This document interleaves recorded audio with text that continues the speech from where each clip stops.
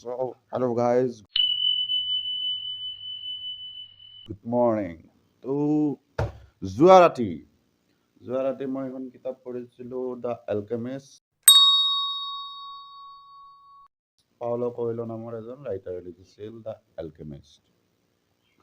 চ' গাইছ এই কিতাপখন পঢ়ি সুন্দৰ লাগিল, ভাল লাগিল, আটাইতকৈ মনোমোহা একদম কিতাপ, ধুনীয়া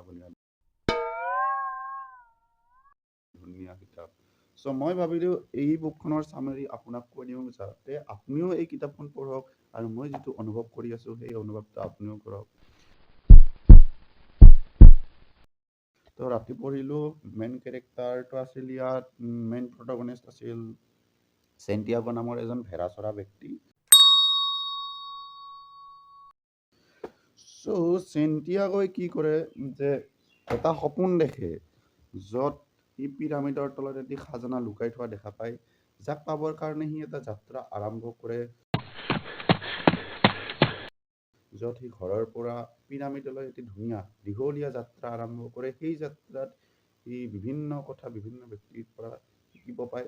যেনে সি ৰাস্তাত এজন এলকেমিষ্টক লগ পায়। এলকেমিষ্ট মানে যিয়ে বিভিন্ন ধৰণৰ বেলেগ বেলেগ কেমিকেল লগাই এটা বেলেগ ধৰণৰ বস্তুৰ আৱিষ্কাৰ কৰি দিয়ে।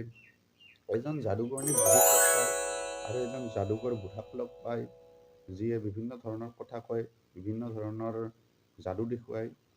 আৰু সি যায় এটা সময়ত হেৰি হয় যে তাৰ পইচা নোহোৱা হৈ যায়, একেবাৰে তাৰ পইচা নোহোৱা হৈ যায়। তেতিয়া সি এখন গ্লাছৰ দোকানত যায়।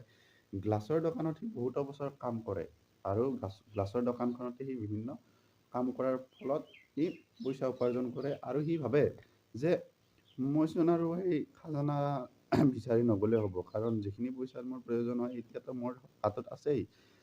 তো সি ভাবে, কিন্তু সি এটা কথা আৰু লক্ষ্য কৰে যে মই এই যাত্ৰা কিয় আৰম্ভ কৰিছিলোঁ, কিয় মই সেই খাজানাটোৰ কাৰণে ইমান দূৰলৈ আহিছিলোঁ। তেতিয়া সি আকৌ তাৰ যাত্ৰা আৰম্ভ কৰে, যায় এজন সি ছোৱালীকো লগ পায়। ছোৱালীজনৰ নাম আছিল ফাতিমা। ফাতিমা নামৰ ছোৱালীজনীক সি লগ পায়, তাৰপিছত তাক ভাল পায়, প্ৰপ'জ কৰে। তো সেই ছোৱালীজনীক পাবৰ কাৰণেও সি ভাবে, কিন্তু খাজানাটো পাবৰ কাৰণে সি ছোৱালীজনীক বহুত সময় লগ নধৰা হৈ থাকে আৰু খাজানাৰ কাৰণে আগবাঢ়ে। কিন্তু ফাতিমাক কয় যে মই খাজানাটো লৈ আহিম আৰু তোমাকো লৈ যাম।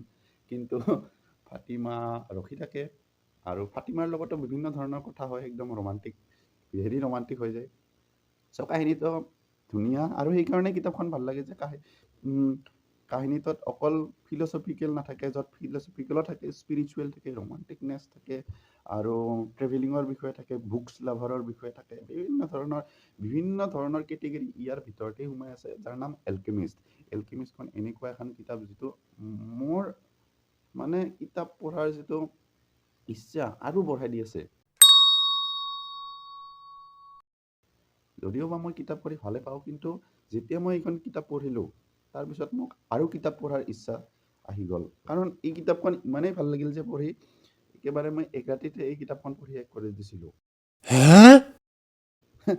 এই কিতাপখনত 136খন পেজ আছে, যাক পঢ়ি মই আটাইতকৈ ভাল পালোঁ। চ' আপুনিও পঢ়ক, ভাল লাগিব। আৰু আটাইতকৈ ভাল লগা ডাইলগ, য'ত মই ওম শান্তি ওম নামৰ চিনেমাখনতো পাইছিলোঁ, য'ত শ্বাহৰুখ খান আছিল, দীপিকা পাডুকোন আছিল। শ্বাহৰুখ খানে ৰাতি মদ খাই আৰু এটা ডাইলগ কয়, जिस चीज को आप पूरे दिल से चाहो तो पूरी कायनात आपको उससे मिलाने की कोशिश में लग जाती है। সো গাইজ, এই সেম ডাইলগ এই এলকেমিষ্ট নামৰ পাওলো কোয়েলোৰ কিতাপখনতো আছে, যিটো আটাইতকৈ ভাল লাগে। আৰু এই কিতাপখনে আমাক শিকায় যে আমাৰ ভিতৰত এনেকুৱা কিছুমান শক্তি আছে, যাৰ ফলত আমি আমাৰ সপোনবোৰক পূৰা কৰিব পাৰোঁ। আৰু কেতিয়াবা কি হয় যে আমি বাহিৰ জগতখনত বাহিৰ জগতখনৰ লগত ইমানেই এটেচ হৈ যাওঁ যে আমি নিজৰ ভিতৰত আমি চাই নেচাওঁ, নিজৰ ভিতৰত আমাৰ কি আছে তাক চাবলৈ আমি চেষ্টা নকৰোঁ। চ' এই কিতাপখনে আমাক শিকোৱাই বহুতো কিতাপ বহুতো কথা এই কিতাপখনে আমাক শিকোৱাই গাইজ। চ' আপুনি পঢ়ক, এনেকুৱা ভাল লাগিব আপুনি কমেণ্টত আহি ক'ব থেংক ইউ বিশ্ব যে মোক এইখন কিতাপৰ বিষয়ে ক'লি, থাকিব নোৱাৰিব গাইজ। চ' কিতাপখন পঢ়ক গাইজ, ভাল লাগে, মোক বহুত ভাল লাগিল, ৰাতি পঢ়িলোঁ, যাৰ কাৰণে ভাবিলোঁ আপোনালোককো কৈ দিওঁ। চ' এতিয়াৰ কাৰণে হ'ব গাইজ, মই এতিয়া মুখো ধোৱা নাই, উঠিলোঁ। ত' bye bye guys, have a good day.